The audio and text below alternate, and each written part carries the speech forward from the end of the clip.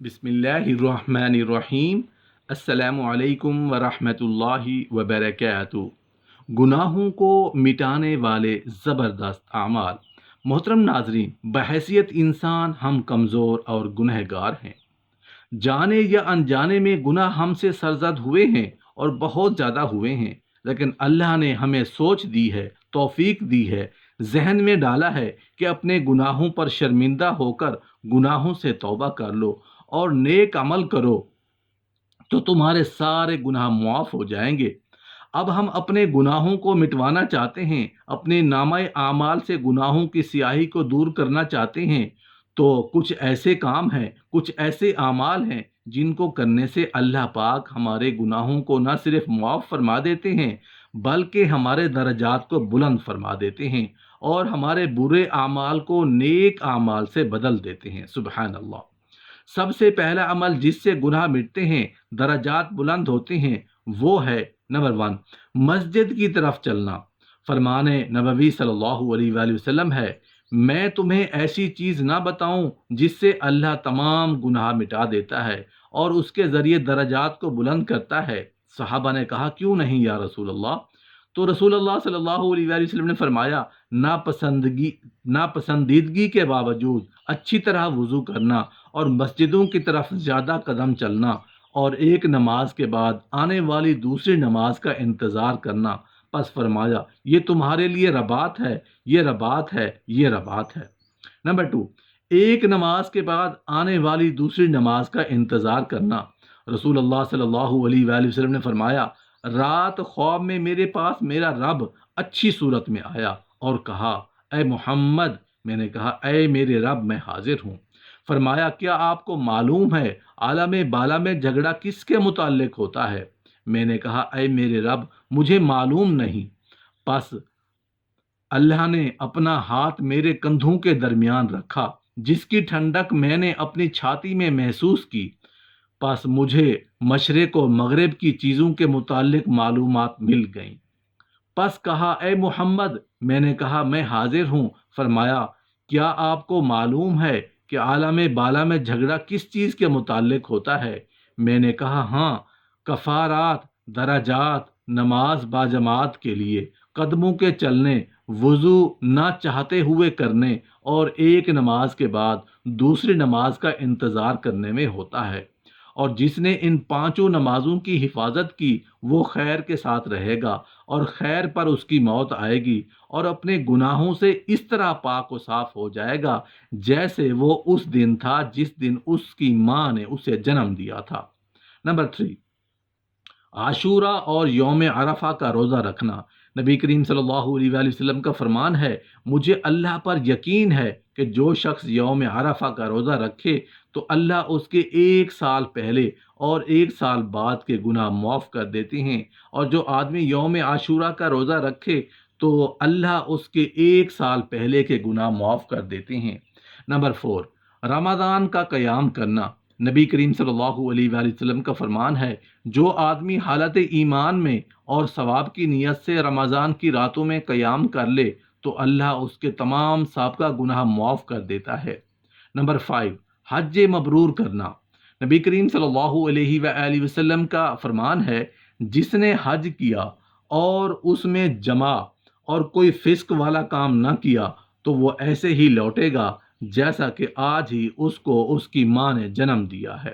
دوسرے مقام پر فرمایا، حج مبرور کی جزا جنت ہے۔ نمبر 6، تنگ دست کو مہلت دینا۔ سیدنا ابو ہریرہ رضی اللہ عنہ سے مروی ہے کہ رسول اللہ صلی اللہ علیہ وآلہ وسلم نے فرمایا، ایک تاجر لوگوں کو قرض دیا کرتا تھا۔ جب وہ کسی تنگ دست آدمی کو دیکھتا تو اپنے ساتھیوں کو کہتا، اسے مہلت دے دو، شاید کہ اللہ ہمیں اپنے عذاب سے بچا لے۔ تو اللہ نے اسے اپنے عذاب سے بچا لیا۔ برائی کے فوراً بعد نیکی کرنا۔ اللہ تبارک و تعالیٰ کا فرمان ہے، بے شک نیکیاں برائیوں کو ہٹا دیتی ہیں۔ اور نبی کریم صلی اللہ علیہ وآلہ وسلم نے معاذ رضی اللہ عنہ کو یمن کی طرف روانہ کرتے ہوئے وصیت فرمائی، اے معاذ، جہاں بھی ہو اللہ سے ڈرتے رہنا اور برائی کے فوراً بعد نیکی کرنا، اور وہ اس برائی کو مٹا دے گی۔ اور لوگوں کے ساتھ حسن اخلاق سے پیش آنا، سلام کہنا اور اچھی کلام کرنا۔ نبی کریم صلی اللہ علیہ وآلہ وسلم کا فرمان ہے، بے شک مغفرت کو واجب کرنے والی اشیاء میں سے سلام کہنا اور اچھی گفتگو کرنا بھی ہے۔ آزمائش پر صبر کرنا، نبی کریم صلی اللہ علیہ وآلہ وسلم کا فرمان ہے، بے شک اللہ تعالیٰ فرماتا ہے، جب میں اپنے مومن بندوں میں سے کسی کو آزماتا ہوں اور وہ اس آزمائش پر میری تعریف کرتا ہے تو بے شک وہ اپنی خوابگاہ سے ایسے اٹھے گا جیسا کہ اس کی ماں نے اسے آج جنم دیا ہے۔ اور اللہ تعالیٰ کہتا ہے کہ میں نے اپنے بندے کو قید کیا اور اسے آزمایا بھی، تو آج تم اسے اجر دے دو جس طرح تم اسے بحالت عافیت اجر دیتے تھے۔ نماز جمعہ اور رمضان کے روزوں پر محافظت کرنا، نبی کریم صلی اللہ علیہ وآلہ وسلم کا فرمان ہے، 5 نمازیں اور ایک جمعہ دوسرے جمعہ تک اور رمضان دوسرے رمضان تک گناہوں کو مٹا دینے والے ہیں، جبکہ کبائر سے اجتناب کیا جائے۔ اچھی طرح وضو کرنا، سیدنا ابو ہریرہ رضی اللہ عنہ سے روایت ہے، فرماتے ہیں کہ بے شک رسول اللہ صلی اللہ علیہ وآلہ وسلم نے فرمایا، گناہوں کو مٹانے والے اذکار۔ امام مسلم اپنی صحیح میں سعد بن ابی وقاص رضی اللہ عنہ سے روایت کرتے ہیں کہ نبی کریم صلی اللہ علیہ وآلہ وسلم نے فرمایا، کوئی شخص مؤذن کی آواز سنے اور وہ کہے، میں گواہی دیتا ہوں کہ اللہ کے سوا کوئی حقیقی معبود نہیں اور وہ اکیلا ہے اور اس کا کوئی شریک نہیں، اور میں گواہی دیتا ہوں کہ محمد صلی اللہ علیہ وآلہ وسلم اللہ کے بندے اور رسول ہیں، اور میں اللہ کے رب ہونے اور محمد صلی اللہ علیہ وآلہ وسلم کے رسول ہونے اور اسلام کے دین ہونے پر راضی ہوں، تو اس کے سارے گناہ معاف کر دیے جاتے ہیں۔ اور نبی کریم صلی اللہ علیہ وآلہ وسلم کا فرمان ہے، جو شخص دن میں 100 مرتبہ سبحان اللہ و بحمدہ کہے تو اس کی خطاؤں کو مٹا دیا جاتا ہے، اگرچہ سمندر کی جھاگ کے برابر کیوں نہ ہو۔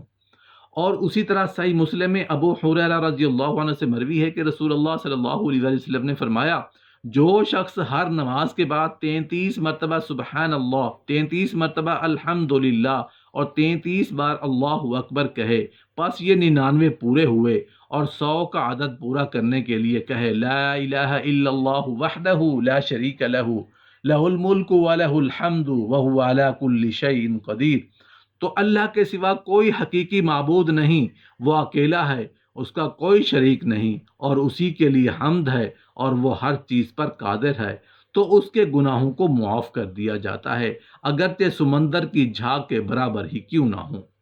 سیدنا معاذ ابن انس رضی اللہ عنہ سے روایت ہے کہ بے شک اللہ کے رسول صلی اللہ علیہ وآلہ وسلم نے فرمایا، جو شخص کھانا کھائے اور پھر کہے الحمدللہ الذی اطعمنی ھذا اطعم ورزقنیہ من غیر حول منی ولا قوہ، تمام تعریفیں اللہ کے لیے ہیں جس نے مجھے یہ کھانا کھلایا اور میری کسی بھی کوشش اور طاقت کے بغیر مجھے کھانا عطا کیا، تو اس کے پچھلے تمام گناہ معاف کر دیے جاتے ہیں۔ رسول اللہ صلی اللہ علیہ وآلہ وسلم نے فرمایا، جو شخص کپڑے پہنتے ہوئے کہے تو اس کے پچھلے تمام گناہ معاف کر دیے جاتے ہیں۔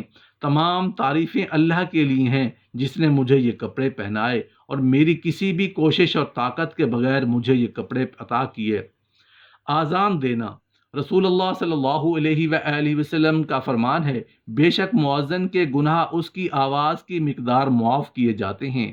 نماز پنجگانہ، سیدنا ابو ہریرہ رضی اللہ عنہ سے روایت ہے کہ بے شک انہوں نے نبی کریم صلی اللہ علیہ وآلہ وسلم سے سنا، آپ فرما رہے تھے، تمہارا کیا خیال ہے اگر تم میں سے کسی کے دروازے کے سامنے نہر ہو اور وہ اس میں ایک دن میں 5 مرتبہ غسل کرے تو اس کے جسم پر کیا کوئی میل کچیل باقی رہے گی؟ صحابہ نے کہا نہیں، تو آپ صلی اللہ علیہ وآلہ وسلم نے فرمایا، یہ 5 نمازوں کی مثال ہے کہ ان کے سبب سے اس آدمی کی اللہ تمام خطائیں مٹا دیتا ہے۔ اور ایک حدیث میں ہے کہ نبی کریم صلی اللہ علیہ وآلہ وسلم نے فرمایا، 5 نمازیں اپنے درمیان والے گناہوں کو مٹا دیتی ہیں جب آدمی کبیرہ گناہوں سے بچے۔ ابن حجر رحمۃ اللہ علیہ نے فتح الباری میں پہلی حدیث کی یہ تشریح کی ہے کہ 5 نمازیں اپنے درمیان والے نماز کو گناہوں کو مٹا دیتی ہے، یعنی پورے دن میں جب وہ کبیرہ گناہوں سے بچے۔